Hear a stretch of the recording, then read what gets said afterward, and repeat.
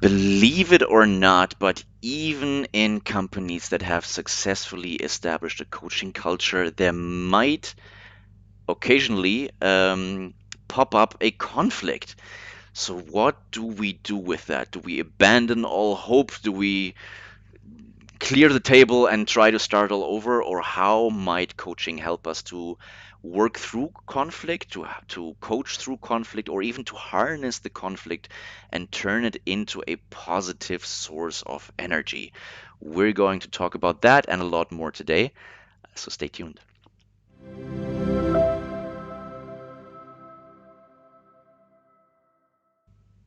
Welcome to another Erickson live episode. This is the third episode in April, which is our coaching culture month. So, we're talking all about coaching competencies for leaders. We're talking about how can managers transform their organizations into a place that incorporates some coaching principles into the way they operate and into the way that the managers or the leaders work with, lead their people, and set them up for success so that everybody can give their best and be really proud of what they do ultimately and be really good at it also. Um, so as you're joining us, as people are filtering in, please let us know where are you joining us from. This is one of my favorite parts of the stream every single week, is hearing where you are all from, where you're joining us, because yeah, especially since we're talking about culture, there are some differences around the world. But there are also lots of commonalities, and that's always a really, really interesting topic and a really interesting field to talk about to see what's working everywhere. What is that common humanity that binds us together and that we can just rely on and work on wherever we are? Um, so yeah, keep it coming. Where are you joining us from? And also, what do you want us to talk about? This is mostly for your benefit, because we'd like you to get as much out of these streams as possible. So the more you tell us about what it is you're interested in, the more we can address that. And we're already getting comments flooding in. We have Crystal from France. We have Constanza from San Javier in Chile. Very nice. I think that you're the first person to join us from Chile, which is wonderful. Bienvenido. We have Luis from Toronto, in Canada. Janie, also from France. Natasha from Macedonia. Um, um, Not to put my foot in my mouth, but what is the new name now? It's the Republic of Northern Macedonia, the kind of the official name, but Macedonia, nonetheless. Sandy, Vancouver, Kathy from France, and Sepide is what we would call a regular by now from Edmonton, Canada. Thank you so much for joining us again, for being here. Carlos is joining us from Mexico with three exclamation marks, so you know that he's proud of being from that place, which is great. So it's an amazing place to come from for sure. So let's introduce the first of our guests. The first one you might already know. She's been here with us 2 weeks ago, and she's back by popular demand.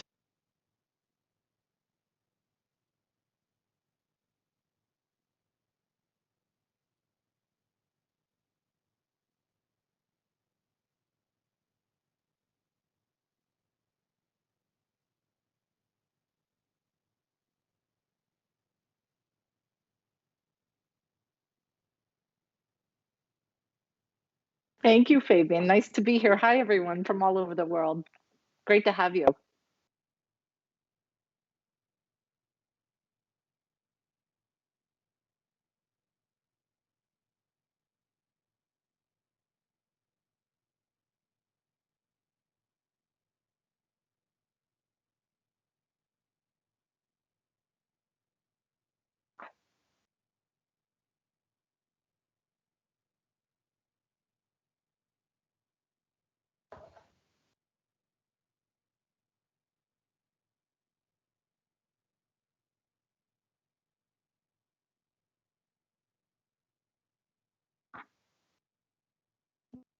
A lot of learning through conflict. I've gotten received great feedback from many mentors, leaders, coaches, and I've been asked some really good questions. And I thought, why not give back and help others prepare for it? Or even if you're in see what you could take from it, right? Because conflict's going to happen. Also, I have raised foster a daughter, and with that, still connected, of course, to her brothers and sisters in different families. So there's a lot of culture going on there. And you said I've been in HR and I've seen a lot of different circumstances that I think a conversation or a coaching could either have avoided or it made even better. So that's what brings me here today. Changing conflict actually is something I've learned a lot from and I'd like to share. Thank you, Fabian. Okay, wonderful. Thank you for everybody who said that they can't actually hear me ever since I switched over to Nancy. I trust that it's better now. If you could kind of give me a thumbs up in the chat or just a yes, just to let me know that you can hear me again. So that's helpful. So thank you very much, Nancy. Excited to have you. As always, Nura is also joining us from Canada. We have our esteemed colleague Halka from beautiful Prague. So we're very, very happy that she's joining us as well. And let's finally get to our second guest. She is Mary-Ellen Edlington, and she is a wonderful colleague of ours who has joined our lives. It feels, in a way, it feels like very recently, but also it feels like we've known you forever, honestly, because we talk every day. Just we're relying on you for everything, basically. And I really don't know what we would be doing without you. But apart from what you do at Erickson in the facility liaison, Mary Ellen is also in general passionate about developing people. She's worked in leadership roles in camping, in the publishing industry, in education, and now in learning development. And she's also a passionate hostess, from what she's been telling us. And we're gonna check in with that in a little bit. And yeah, Mary Ellen, welcome. It's so good to have you. Great, and thank you for that introduction, Fabian. It's wonderful to be here. And I'm just going to say, as you're reading off all the names of where people are joining us from, my travel bug just gets a little bit itchy, and it can't Mm, wait to get out there and to go to some of those places. And also that today in Ontario, we had snow. So when we had our friend who put Mexico with three exclamation marks, I'm like, oh yeah, I would like some of that Mexico with three exclamation marks. Happy to share my snow with anybody who would like it. But great to be here with you and with Nancy and with all of our viewers that are around the globe today. awesome. So when you were still, able to kind of go along with that travel bug, what's one place that you would really recommend people go because it just blew your mind?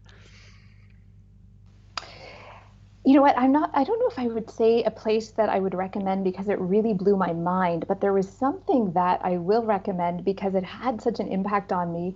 And that was a trip to Scotland. And I remember reading a book back when I was in high school, and it was based in Scotland. And just the way the author described it seemed so haunting and otherworldly.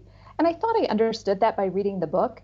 But then when I went to Scotland and experienced it, really understood what they meant by hunting and otherworldly. So I would just, Mm, if anybody has a chance to go to Scotland, it's such a wonderful place to travel and to experience and just see. And I remember we did travel along this one road up through the Highlands mountains. It was a drizzly day, and there was a lone bagpiper on the side of the road just playing. Yeah, it was quite something. okay.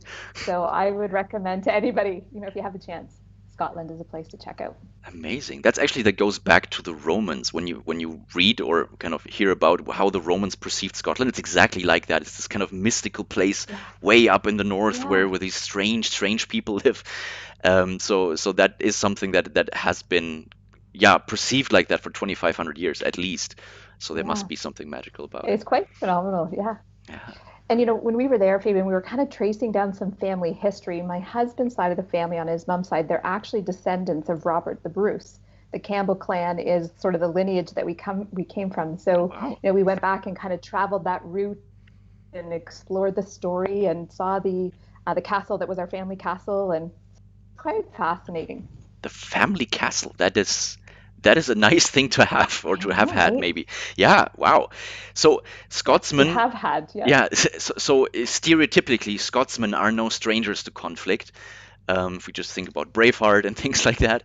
So Absolutely. besides this, the Scottish blood running through your veins, what else makes you passionate about talking about conflict? Yeah. What, Fabian, I'm going to make a confession here. For anybody who's familiar with the Enneagram, I'm a 9 on the Enneagram, and 9s on the Enneagram are completely conflict avoidant, right? They'd rather just keep the peace, let's just dance all around that. But then with that 9 on the Enneagram, I also have an 8 wing, and the 8, they're the aggressors, right? So you can imagine the internal that I live with myself, right? Being that I'm a 9, I want to keep the peace, but I'm an 8 wing, let's go get this. So there's a lot of internal conflict that I have to resolve for myself, but then really realizing in our lives that the only things we ever achieve are by being willing to walk through conflict, to face it with courage and compassion and grace and hold that space and find the way on the other side. And so I'll say, early in my life, recognizing the things that I wanted and the things that I wanted to achieve and the things I wanted to create in my life, well, the path through often involved conflict. So it was either, oh, I'm going to go through this path, or I'm going to give up on the thing that I want. And it makes me think about that childhood book about going on a bear hunt. I don't know if anybody's familiar with that, but they talk about the mud. I want to go, you can't go over it, you can't go under it, you can't go around it, you have to go through it.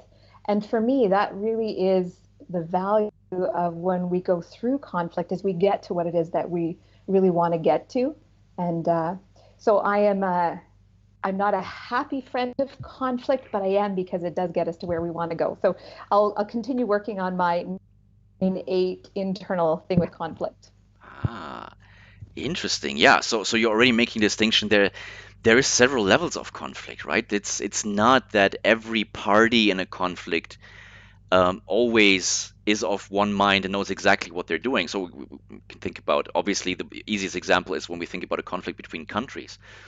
Obviously, there's never just a monolithic opinion on either side, but there are multiple opinions, and then that goes through a sort of conflict to kind of resolve that and decide through one process or another what direction are we going. And I think the same is true when you go further down, even between two individuals, like you're saying. Even those individuals, they have competing interests, or the different values and different wants that might be in opposition to each other, or might just at least not 100% align with each other.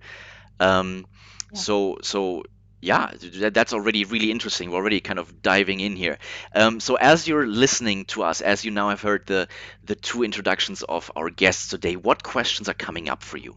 What is it that you'd like to know about conflict? When you hear that we have to go through conflict, what is it that you want to know about how to go through that, or what the benefits might be? Let us know, a couple of questions that we should answer for you, just so that you leave very satisfied.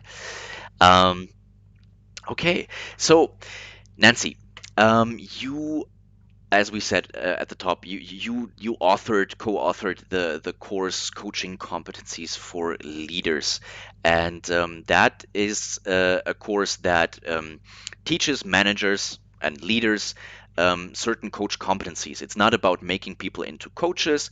It's about just equipping them with some tools that have been proven to work. So what is it there in Coaching Competencies for Leaders that that touches on conflict? And I know you could basically say like everything, because like everything, like the whole attitude is important. Um, but what comes to mind where you say, yeah, when it comes to conflict, this is really something that we give our students that's really valuable. Sure. Well, I think, like you said, it does follow all the way through, because coaching follows all the way through. And anything that can help one think about another person's perspective is definitely about coaching, because we ask a lot of questions to help prepare. So in the CCL course, Coaching Competencies for Leaders, we teach this framework called peace, because we want to keep the peace. And with that, we have one consider, the pace, the mood, the tone that might show up, as well as how to engage both, so both are heard, or group, a team, how that might help as well. And that collaboration, because one thing I heard in HR very much is, you know what, I just wanted to be heard. You didn't even have to solve it. I just wanted to be heard. And that's important for people. So we follow this framework, and then especially through the pandemic now, Mary-Ellen and Fabian, many people are coming to see and having fabulous conversations about scenarios they're facing at work and how they might deal with, connection and other things, whether it's conflict or something that could look like it. And so this is a safe place to come as a leader and explore with others that are experiencing the same thing in a different industry, or maybe the same thing in the same industry, and just share ideas and share experiences so that you feel better when you go back to your workplace and can just start to apply it in a different way. Yeah. And in a way, you're providing in class something that you just described is for people to be heard, for people to being able to air, this is tough for me right now, to acknowledge that, and just to be acknowledged for that by peers that we respect, that can often provide a lot of value in and of itself, right? Mm-hmm. Fabian, if I could just jump in and add to Please, that, as you were absolutely. sharing Nancy and as you were sharing Fabian, the other thing too that comes from the value of being with other people is, Nancy, you mentioned about perspective, is that it helps us get another perspective on the conflict or the people involved in the conflict. And when we come into a space and begin to share and dialogue about that, it takes the conflict from being something that lives inside of us, and we get to put it out on the table, and now we get to look at it, and you get to look at it from multiple different angles.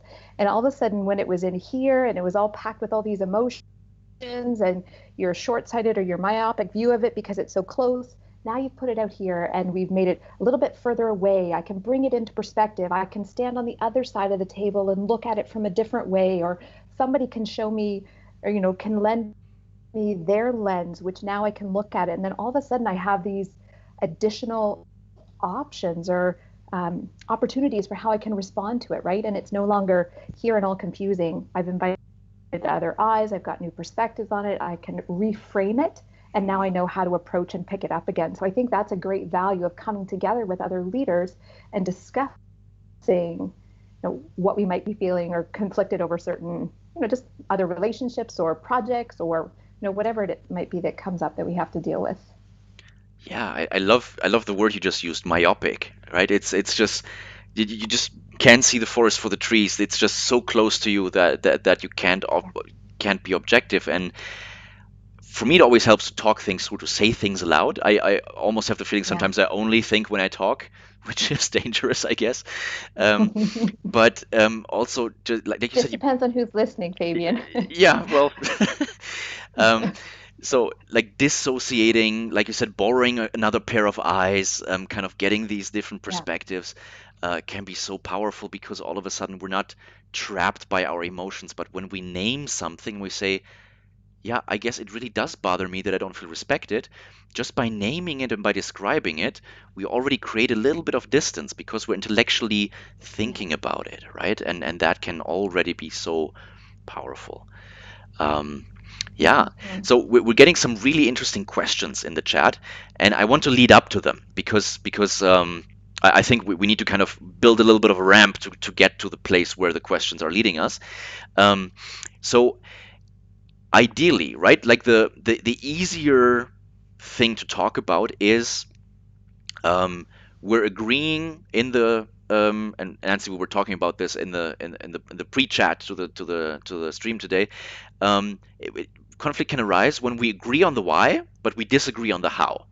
We're basically on the same team, we're trying to pull in the same direction, but we just disagree on the means to get there. So, Nancy, what's coming up for you around that? Like, if that's already a win, right? Because if we agree on, like we've said several times on this program, nothing's as powerful as a common vision. So how might you leverage that to either harness or to assuage, I don't know, to kind of calm down a conflict, um, when the why is the given, and but the why, the how is the source of the conflict. I really like that. So I think how I would respond to that is, just like you do with a strength, you share a strength with someone, you can bring that up. The great thing that I'm hearing here is that you both agree on the why. So if we were to come to a place of mutual agreement on the how, what might that look like for you? And give each person time to answer in a way that's right for them. And then this coming together, and what else might you add that could really now that you heard the other person, what else might you have add that could really bring value to both of you as well as us moving forward? What's the learning here? That's what I would do. I would ask some more questions around that, but show the value of the why and then the input in the how. Yeah, wonderful. Mary-Ellen, anything additional that's coming up for you as you're listening to us? Yeah, something that I just wanted to add to that is, it is great when there's clarity on the why, we agree on that, we know where we're going, we're struggling with how we're going to get there. In that getting to, mapping out the how, we might actually need to agree on the things that we're going to disagree on. Not that, because often we say, let's just agree to disagree. Well, sometimes we can't because we have to get somewhere. And there may be some things, what, let's just agree that we're going to disagree on these things. But what can we agree on? What can we put in place that can help us begin to move, right? And because I think we want to acknowledge that, we're not necessarily going to be fully 100% aligned in those or, the particulars of things, but we can still move forward by saying, what, I acknowledge and appreciate that. Let's agree that that might be not something that we see eye to eye on, but we can still do this. And I think that creates space and safety for somebody to say, okay, I've been heard. I can set that to the side now and we can move forward. All right. Yeah. Yeah, and if I could add, Adrian, would that be all right? Of course. Just feeding off what Mary-Ellen just said, the timing too, right? Sometimes it's not time. Sometimes we're in our emotional brain and we're reacting. So by doing that, there's also this space, to look at it from an angle from what you were sharing before. But I do want to definitely bring up timing, that it's not always that you have to respond right in the moment. It's okay to take time and reflect and then respond. Yeah, to have a little bit of a circuit breaker in there, huh? And I'm going to jump in again here, Fabian. I'm really sorry. No, I love it. I love Nancy and I it. were just Please, going to that's the keep whole going point of back this. and forth in the whole conversation. I think, Nancy, in recognizing that, sometimes we need time, because maybe I do need to get out of my emotional brain a bit. I need to calm down. I need to tap into my visioning brain, whatever, that will help me come to a solution. But that also lets me pause and enter into acknowledge what I like to call I thou. And it's Martin Buber that talks about that, we can approach people from an I thou perspective as opposed to an I it perspective. If I look at, oh gosh, Nancy, you're the one who's in the way of me trying to get to what I want to do, then, that objectifies you. It classifies you as, this is the thing that's in my way. But when I can step back and go, I thou, Nancy and I both have inherent value that we're contributing and things that we're trying to achieve, and I want to engage Nancy from that perspective. And I think that's an important thing as we navigate the conflict that's in the how. Love that. Yeah, absolutely. Thank you. Thank you for that. So maybe just something to add that's inherent and that's kind of partly at the basis of what we're talking about is also this kind of ancient technique called appreciative inquiry, right? So basically building on positive psychology, we're coming from a place of strength. Like, what is already going well? What is it that we have in common, like you're saying? What is it that we can build on just so that we start things off, we build a bit of momentum, then it's so much easier to kind of plow through the things that are a little more difficult because we're coming from a place of commonality, from a place of strength. And that's a lot easier than filling a blank page, if you will, and just kind of starting with the hard stuff. But yeah, and sometimes all that is at least being polite to each other. Maybe that's all we have in common. If things are really bad, but then at least that is in our control, and at least we can show up that way. Yeah, just really build on something to have the foundation set in place. Okay, so that's if Fabian, yeah can I share that? yeah, please. I'm just really honored to be right now of Erickson's high performance team coaching as a train the trainer. And that's something that we did last week. And it was really fun because we have 45 leaders from throughout the world together. And I met my new team in this course for the first time. And that's how we bonded. That's how we built rapport. That's how we got started on our project and came up with what we're going to work on together.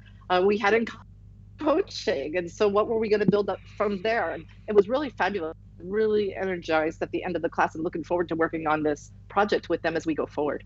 That's amazing. I'm so jealous of you because I can't be a part of that course because I'm teaching in that time slot. So that's really unfortunate. But yes, next time I will definitely be there. That was a Um, little jibe at me, wasn't it, Fabian? no, I was wondering if I should I say plugged it you in that despite you time being slot. here, but I was like, no, I'll say it We're anyway. going to Not have some conflict right here in our session. We'll work it through. it's just this passive Do I have to aggressiveness ask you some coming out. questions? Yeah. Right. That's why I'm wearing a red shirt because I'm all geared up for conflict today. No. That's right. Yeah. It So looks pink here. It looks very soft and subtle. So you're good. okay, well, pink used to be kind of the soft red until pink was kind of attributed to female energy and that sort of thing. But yeah, um, not sure where I'm going with that. But okay, so that's a case where we really have something to work with, right? We have the why, we agree on something. We're just kind of figuring out what's the best way to get there. And sometimes helping people, the conflicting parties realize that also can be just a huge step because sometimes we might forget that. Sometimes we might get so passionate that we take for granted that we're on the same team and we really um, get into and we focus on the differences. There is a concept in social studies that I learned as a part of my bachelor's, which is called the narcissism of minor difference. And that basically talks about, it was talking about the Balkans and how people really emphasized the difference between, Bosnia and Serbia, for example. If you look at it from a Western European perspective, or even an American perspective, or a Chinese perspective, you would say, you people have so much in common. Like really 99% is, you have such common culture, language, all of that. What are you fighting about? But when you're in that situation, it's like, no, no, this is so different. You don't understand. And even when you live in one village and the next village, they talk slightly differently, and that's completely different. So it's just this when many things are the same, you start to focus on the differences, just as a Mm. kind of a habit, and breaking through that and helping people see the common element can sound trite and can sound, a little 60s, but it really works is the point, right? It just really, just because it's kind of clear, hey, we're actually working towards the same goal, that might not mean that everybody is keenly aware of it in the moment. Yeah. Fabian, as you're talking about that, what that reminds me of is that notion of it's with attention that we create in many ways, right? And it's what I'm bringing my attention to. And our attention can also be very myopic. Before we were talking about conflict and we hold it so close that we don't see it clearly, our attention can become zoomed in on things, which then maybe take us in a direction that is not really we want to achieve. And so I think coaching, if we can talk about coaching as a support for conflict, coaching invites us to step back. It invites us to pause and notice, where is my attention going? What might be, what might it be that I'm focusing on, which maybe that's not really where I want to be, right? And what if I brought my attention to something else that would help me get to an outcome that I want? What might that be? Right. And I love coaching because it really supports us with metacognition, which then allows us to choose where we bring our attention. And it's that choice that has such power. And, we talked a little bit before we got on the show here that our family, we've hosted 42 guests from around the globe in the last 12 years, that we've had people stay with us for as short as 4 months all the way up to, 1 month all the way up to 4 years, that we've had age ranges from, I think, was the youngest, but they came with the parents, so they weren't on their own. But we've had from 4 all the way up to age 50 stay with us, and all these different cultures, and gathered around our dinner table. And there's a lot of things that we could bring our attention to that would not be helpful for building those relationships, building those connections, building the kind of world that we want to create for our children. So my husband and I were very deliberate about where do we bring our attention in these relationships, and as we have guests our home. And our intention always is that we wanted our children to feel that the world was their home, that no matter where they went, that there was connection, there was understanding, that there was a warm embrace, And so we chose to create that in our home. So when we had, communists and the exact opposite of that sitting at our dinner table and we're all having a conversation, where are we going to let our attention go, right? Or where will we deliberately bring our attention? Because that attention then helps us create the kind of outcome that we want. And I think that's really important for as we think about conflict. And then coaching invites us into that space of intentionally creating the outcome we want. Yeah, I will say there's Makes something me want to come over to magical. your house. Yeah, You are welcome exactly. anytime. I will say there's something We have magical about lots of good sharing food from food. around the world. Yeah, no, Yes. I love that. Can The I tell world a as little the home. story? This is not conflict. Can I Yeah. tell a little story, What Fabian? what It's what not conflict related. that's okay, but like, let Well, it me is get kind of. in one comment just to give like some historical perspective You where bet. um that act of sitting around the dinner table and sharing food, that is something that is so deeply ingrained in so many cultures, right? So there are um when you read um like ancient Greek myths and that sort of thing. One of the worst atrocities that somebody can commit when they get punished by the gods, like it's to break this sacred um, constellation of we're eating and I'm hosting you, and if I then Yeah. do any harm to you, that is sacrilegious. So there is this breaking bread Mhm. together, eating together, because it's this common element, it's this shared humanity in a way, right? That really enables conversations that couldn't be had anywhere else. So just kind of highlighting that. Yeah. Yeah. No, I love that. And Fabian, I just want to eat my way around the world. Like I could quite happily spend my time sitting with people and eating and having conversations. So the one little story I was going to tell you was I was probably about 3 months pregnant. So I hadn't really told anybody that we were pregnant with our third child yet. And we had 4 students that were staying with us from China. And they were just absolutely lovely and just wanted to help and contribute in all the ways that they could. One night they wanted to make a special meal for me. And so they worked really hard and they prepared it and they came and it was fried pig's ear. And I had never eaten fried pig's ear. And I was in that really awful, nauseous state of being pregnant. And I thought, oh, how do I share this piece of news that I can't eat that or it's just not going to go really well? But we did, again, this is where conflict would come in and hold that I thou. What a beautiful, generous gift they made in preparing this food to me and coming to me. And, then my gift back is just sharing honestly. I haven't shared this with anybody yet, but, I am pregnant and my stomach just doesn't handle a lot. But could we sit together? Right. And that's how we navigated that. So we didn't offend that gift and that time, and we were able to still be together. But yeah, I've eaten a lot of interesting things for sure. No, that's amazing. I went the other way. I was in a similar situation, not being pregnant. You might be surprised, but like I avoided the conflict. I ate an entire cow's tongue because it Oh, was a very special dish that the mom of a friend prepared, and I just did not have the heart to tell her like I really don't want to eat this, yes. and so I just ate it and Yeah, just yeah.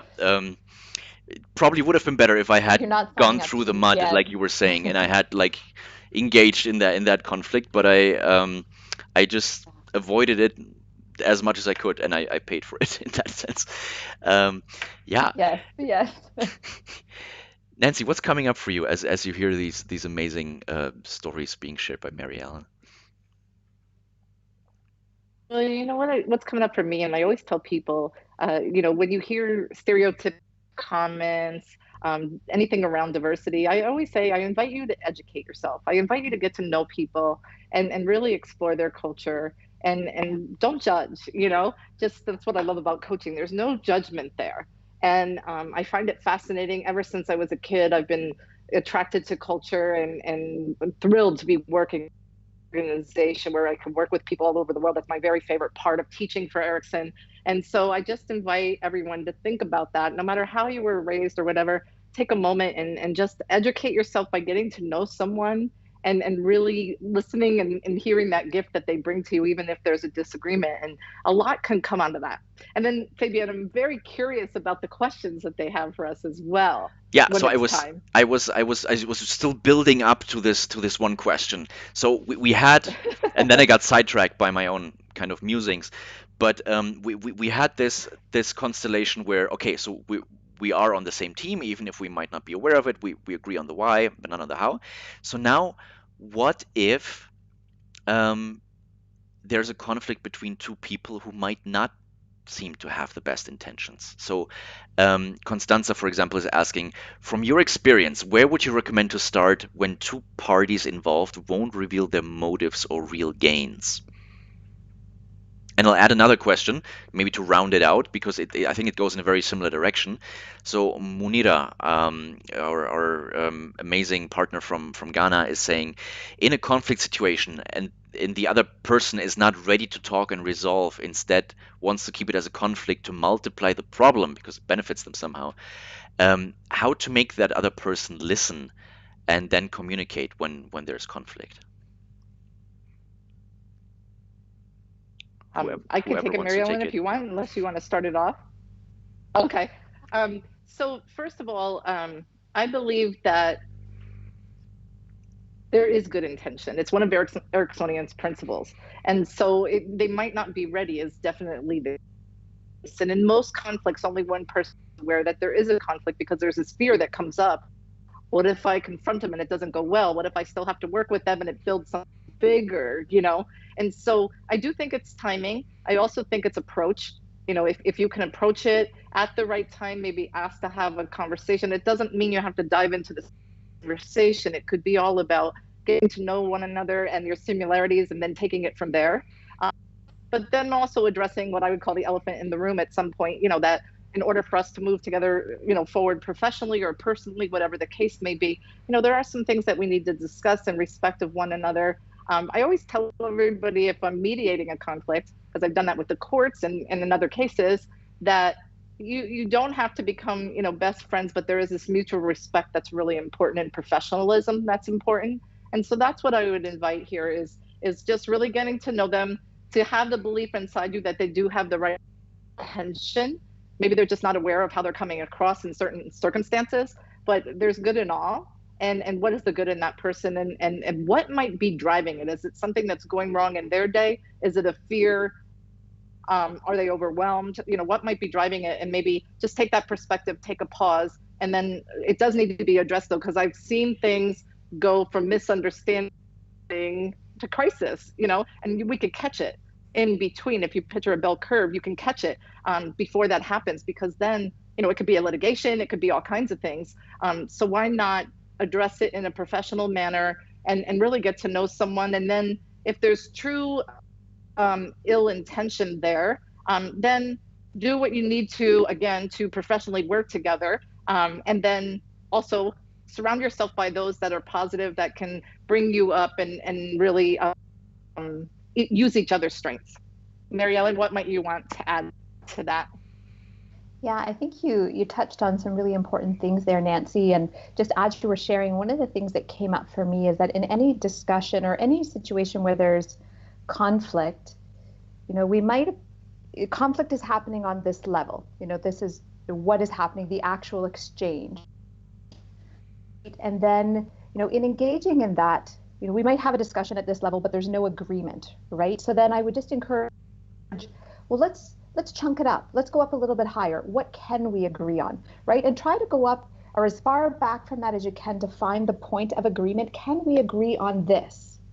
And then from that place of agreement, okay, now where do we need to go? And, you know, ensuring that we are listening all the way through to the end, understanding the perspectives, and then coming to that a point of agreement and saying, now where do we want to go? So that's partnership in resolving. And I think that's important that there's partnership in resolving, because otherwise it's, you know, somebody else's decision, point of view, whatever, being enforced on someone else. And that creates a bad power dynamic. And I think, you know, we really want to be mindful of that in conflict, that we get to the point where we can agree on something, and now let's partner together to see how we go from there to resolving what we need to resolve, so that, you know, people are left with agency and with input and autonomy when they walk away from the conversation.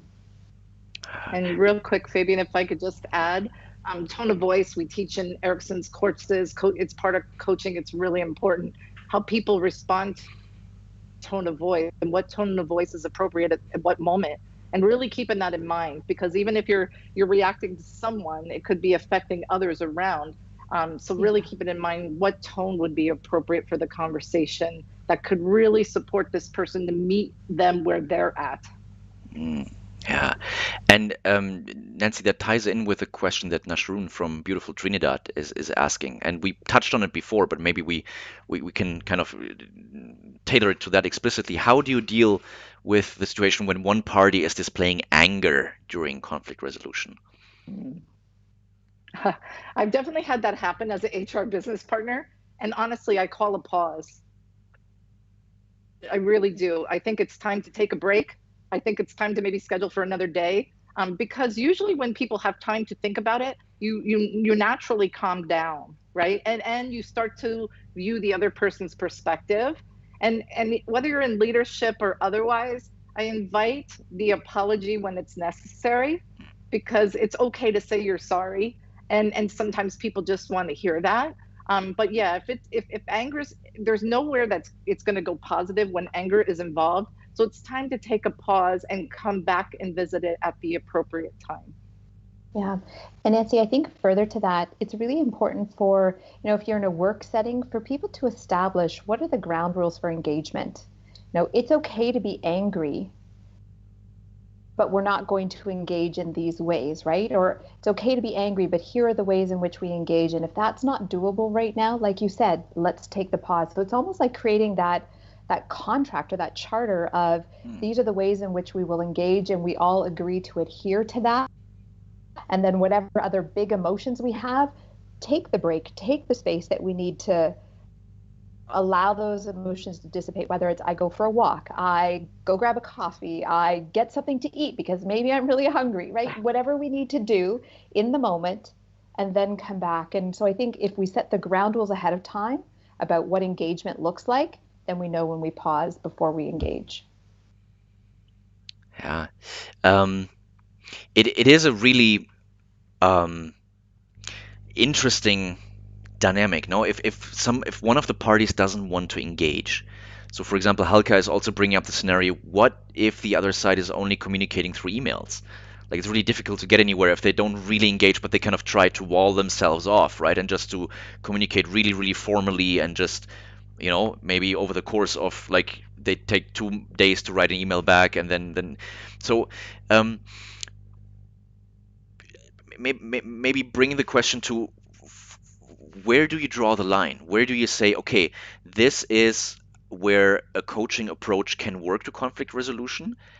And where is it just like what are the absolutely like must-have essentials where you say if this is not there, then we might have to call the mediator or the lawyer or something. Like where do you draw that line? Mary-Ellen, Nancy, you want to go first this time? Oh, go ahead. Yeah, I wasn't sure. No, Okay. I'll jump in on Oh, there. go ahead. Thank you. But I mean, Nancy, you shared that you have done mediation and you have, sat in that formal role. So I will definitely defer to your expertise on that one. I think, Fabian, if we look at it from a leadership perspective and a team perspective, if I am responsible for a team and their behaviors and their outcomes, or ultimately achieving the outcome that we need to achieve, and if there are behaviors that are getting in the way of achieving that outcome, and it's because of conflict and we're avoiding conflict, as a leader, it is my role and responsibility be really clear on what are the outcomes for the team and are the behaviors that we're engaging in supporting us in getting there. And that might need to be, a direct conversation. And as Nancy said, at the right time, with the right tone, with the right approach, with encouragement, collaborating with the person. But there is accountability as well. As leaders, we can't ignore that. And so, we can have that conversation in a very productive way, but to also know, this is what we are attempting to achieve here, and we've navigated through this. What are our next steps now so that we can get there, right? And then to really address it and to not just leave it open, and to let it on go. And I'll pass it over to you, Nancy, to pick that up. Thank you, Mary-Ellen. I think a couple things, and I love the engage in. I think the decision is in the person or persons that are involved, right? But then from an organizational standpoint, if it is a business thing, there is this time to step in. So I used to, when my team would come to me, I would say, are you coming to me to fix coming to meet event. So that would be the first thing. So I'm not, when you're first a leader, you want to put on your cape and help everyone out. And then I come to learn that sometimes people just wanted to discuss it. But then when I would see it going to the next level where HR should be involved, whether I was in HR role or not at that time, then I think it's really important to take those measures, because there's certain things you need to do as an organization to really protect the individuals, the team organization. So it's really case specific, scenarios. And then I would say if something's going on at your organization, you might lean on HR for that if it goes to that level. But of course, if people can work it out amongst themselves first, that's the best thing that could happen. And going back to the email comment, when I have that happen, I always say, can we have a conversation? I can't force the conversation, but I do ask for the conversation. And I might be old school, but to me, nothing beats a conversation, because you can hear the tone of voice. You can hear the words and not when the words aren't spoken, and you can inquire on that. So I always say conversation. And if the other person's interested, then I do. And if they're not, then I might take a different route. Yeah, it's also a lot harder to demonize the other party when they're in the same room. And in emails, you can always read something between the lines that might not even have been intended, but you kind of find in an email you almost always can find something to be offended about, or to kind of trigger you if you're looking for it. And if you're because you talking, can infer the meaning, infer the tone. no, Yeah, exactly. for sure. Yeah. So going on that, so Halka is really, and she was here on the show for that topic, so she's really passionate about it, and she's kind of taking it a little bit further. And so now that COVID has been going on for a while, right? Companies still hiring, companies are laying off people and all of that. So now you might very well have the case where there's people that work together in the same company but have never talked to each other. And of course, that can already have happened before when you're in different parts of the world. But even if you work supposedly in the same office, now like with every month that passes, it gets more likely that the people working together have never been in the same room together. And it's one thing to work remotely if you have that common baseline where you've met and you're just kind of working off of that. It can be another one when you've never set foot in the same room together. So that just as a context. Now, Halka is asking, what are the specifics of conflicts in online virtual COVID time, and what would you recommend when that's the case? I would recommend, Halka, good to have you, first of all. And I would recommend definitely any type of creative collaboration that you can think of, whether it has to, we know that's not ideal, but also planning for when you come back together. What can you do to really do something fun when you come back together? Of course, in the budget that you have. But I would start to think about that, so it doesn't just sneak up on you. What can you do? Because I have someone in our CCL course right now, and she's new with the organization, and that's what she said. I've only met my team online so far. I can't wait to meet them in person. So we discussed that a little bit. When you meet them, what will that be like, and what can you do to prepare as an individual as well, right? We don't have to always put it on the leader or on the organization, but also as individuals, we own it as well. Mary-Ellen, what might you like to add? Yeah, I'm just thinking about that through the fact that I've only ever been remote with Erickson. All of my contact with Erickson as an organization has been remote. I came through as a learner doing my coaching certification, and then I worked with Erickson as a TA, and then I came to work with Erickson in the capacity that I am now. And so, when I think about that journey, there were definitely some things at the beginning, because there was an Erickson head office at that time.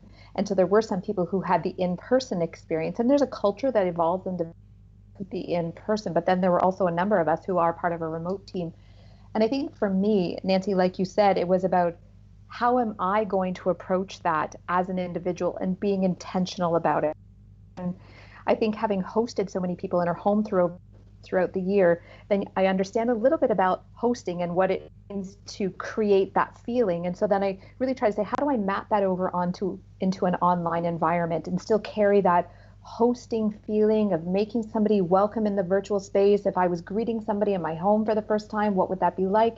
And then actually take that into those virtual relationships. So make time at the beginning of conversations or beginning of meetings to just have banter back and forth and create I guess, deposits almost in a social bank, right? So that it starts to build up trust and connection with people. And it's those deposits that you put in the social bank that help when, okay, we have a deadline to hit, we have these things we have to get done, or I'm upset about this because this didn't happen the way I thought it would, but I've taken the time to put deposits in that social bank. And we just have to be more intentional about it in the virtual world. I think coming to meetings with that, in our email communication back and forth. What's the tone? Do I take some time to create some fun and play and warmth and invite people? So again, I'm depositing in the social bank.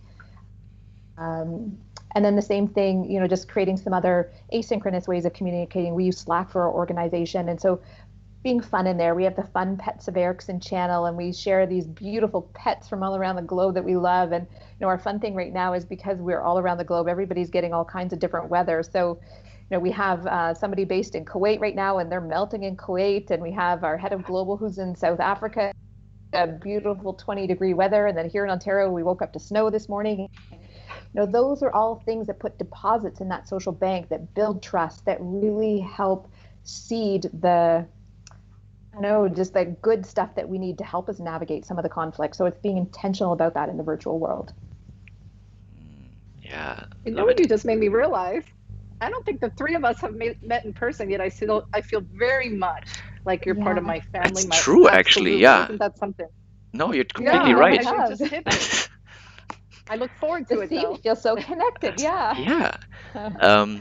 Wow. And it's interesting that you say that, Nancy. When I did my coaching with somebody at Erickson, we had this relationship for an entire year of all of our programs together, and then we did our dyads together, and then we decided to go to a conference together in San Francisco, and we roomed with each other, and we got there, and we both went, this is really strange. We're meeting each other in person for the first time, but yet you feel so familiar to me, right? And it was just, the relationship just carried right on. It was great. Yeah, amazing. So one thing that I'm a big fan of, I haven't seen it used much, but is instead of writing emails, just going ahead and creating a quick screen capture or a quick video, a quick explainer video or something, because at least for me, like I can explain something in 2-minute video so much better than I can explain in like this much of an email. If I can just show something to you, if I can just talk something to you, even if you're not there, even if I'm talking to the camera, I think I can bring nuances across. I can bring my intention across. I can bring my connection with you across so much better than I can in an email, and that might be just personal preference. But I think that's something that that companies can use a lot more, because there's really easy, quick screen capturing tools where it sounds like, oh my God, you're creating a video. What are you doing? It's so much work. And really, it's not. Like writing an email is a lot more work, in my opinion. So just kind of, like a recommendation there. Yeah, good thoughts, Fabian. Thank you. I want to respond to that. Please go ahead.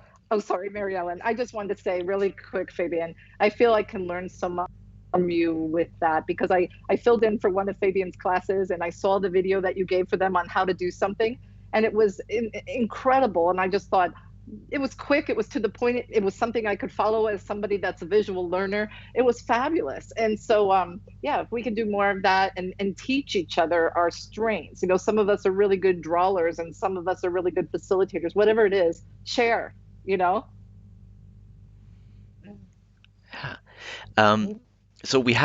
If we're coming up already on the landing here, so if you have another question, please send that out there so that we can get that addressed before we call it curtains. We do have a really, really interesting question by Kasha. And he's saying, you can't really assume coach position during a conflict in which you're a part of. So far, so good, right? Like it's really hard to be in coach position when we have a stake in what's going on.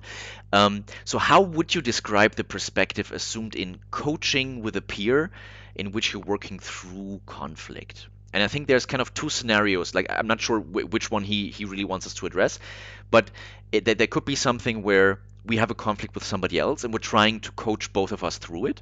Right, because we say we have coaching skills, so we don't need to run to mommy or daddy and to the boss and like, let's work through each other. Like I can give us a framework. So how might that work despite being emotionally invested? Or what's it like if I, as leader, have a stake in the conflict? Because I am responsible for the team's performance, right? So I have a certain opinion of what should come out of it. I might have a favorite. I'm not supposed to, but I might have a favorite between the two conflicting parties. So what can I do when I feel drawn out of coach position and kind of into the conflict? What might you think of in that context? And just see, Nancy. Mary-Ellen, if you wanted to go. Oh, yeah, sure. I'll jump in. Fabian, one of the things I want to say about that is, there might not be something right in the moment or my answer may not address right in the moment, but I always love to have a conversation with a coach myself because, if there is a conflict that I'm invested in and I'm emotionally invested in that way, having a conversation with my own coach helps me get perspective on it, helps me step back, helps me to notice, lets them uh, just reflect back to me what I'm hearing, and that gives me perspective that I need to go back into the conversation. So, um, especially supercharged ones, make sure you have a coach yourself that's just helping you navigate that. That's exactly what I was going to say. Mary-Ellen, we're right on there. I was going to say coaches need coaching too. And Yeah. the best coaches have a coach. And so I would highly suggest that. And then not only that, but I think you do start to self-coach at some point.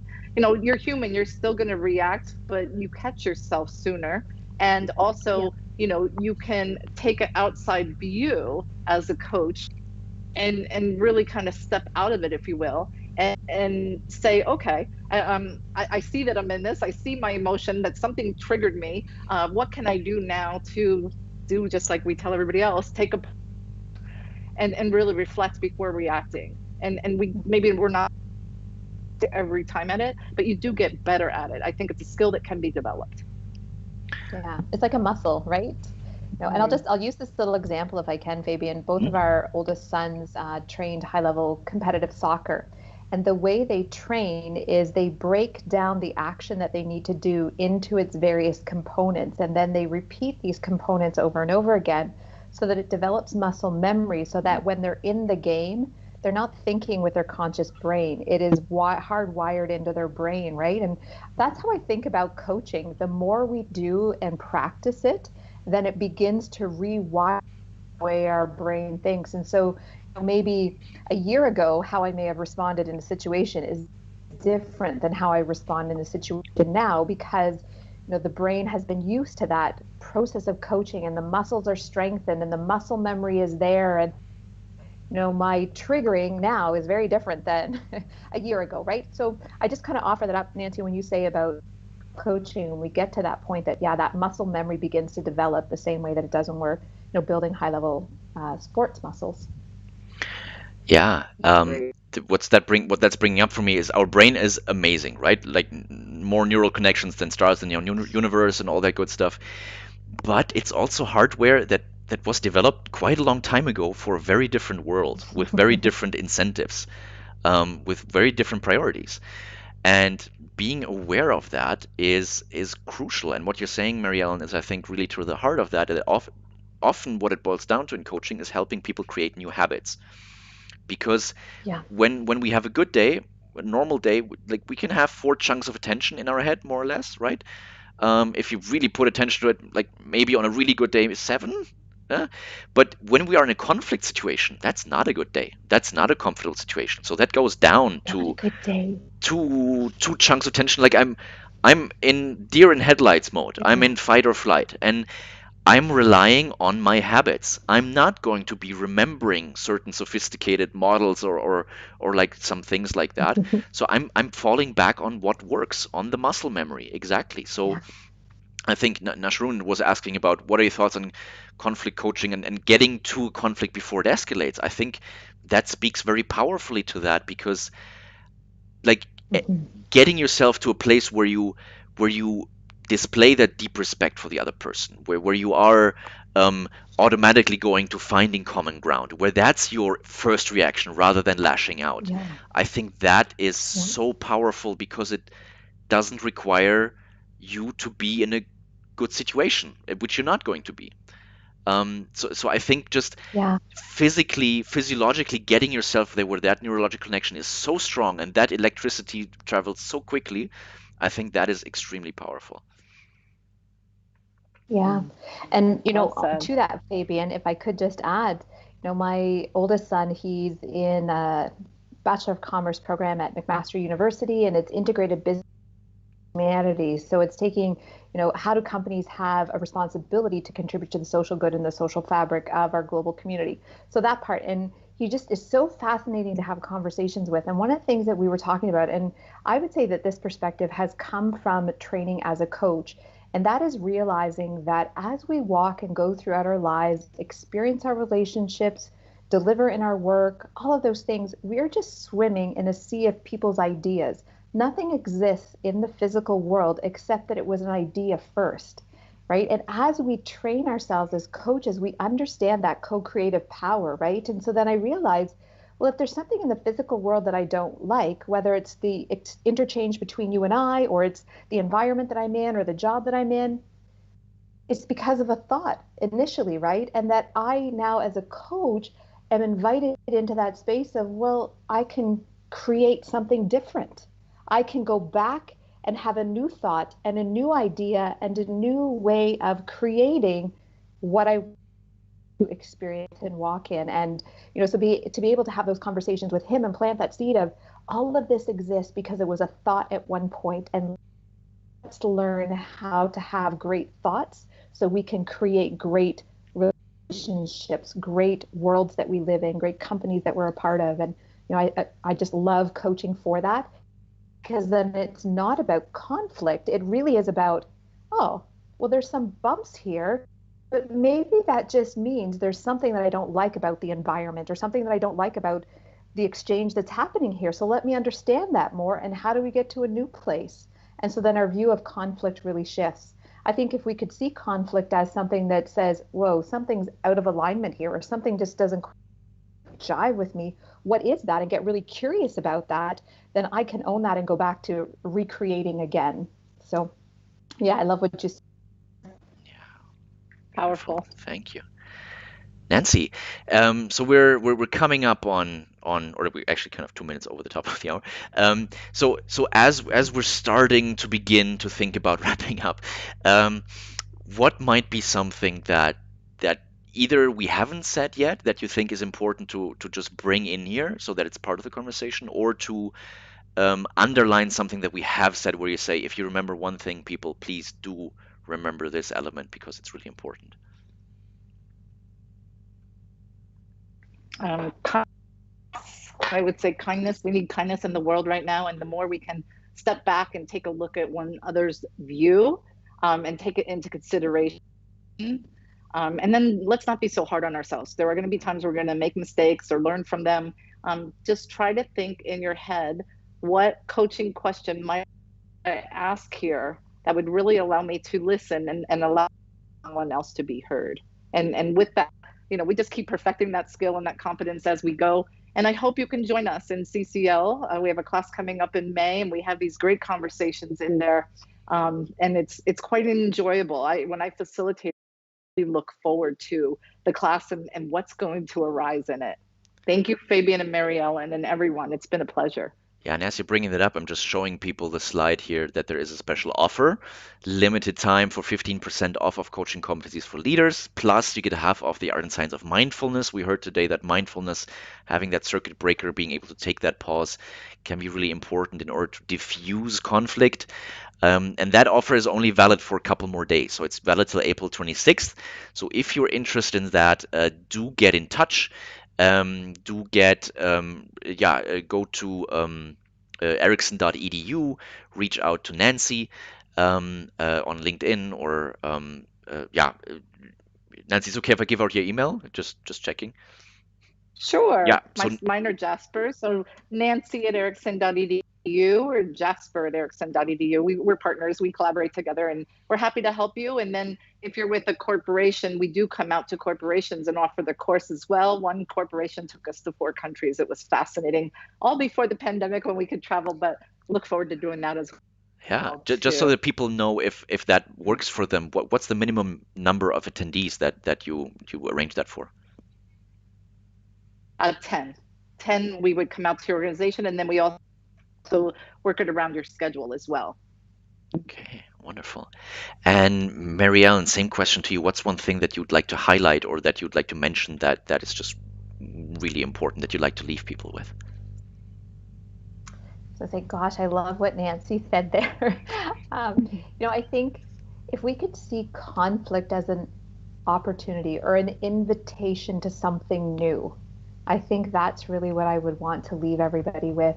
As a 9, I talked about that on the Enneagram. It's really easy to just want to avoid conflict, but when I can instead see it as an invitation to something new, that it's full of opportunity for us. And yeah, just if we could embrace that, that would be incredible. Yeah, wonderful. Love that. And just building off what the two of you are saying, for me, it's very much that element of kindness and the realization that just because we have intellectually grasped something doesn't mean we have really internalized it.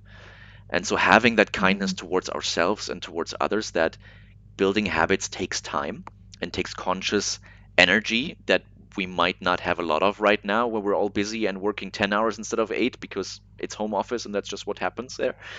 Um, so just that understanding that just yeah, have that kindness and have that recognition, that can go a really, really, really long way. Mm-hmm. Thank you so much. It was such a pleasure to have the two of you. An absolute blast. Thank you for everybody for watching, for submitting your questions.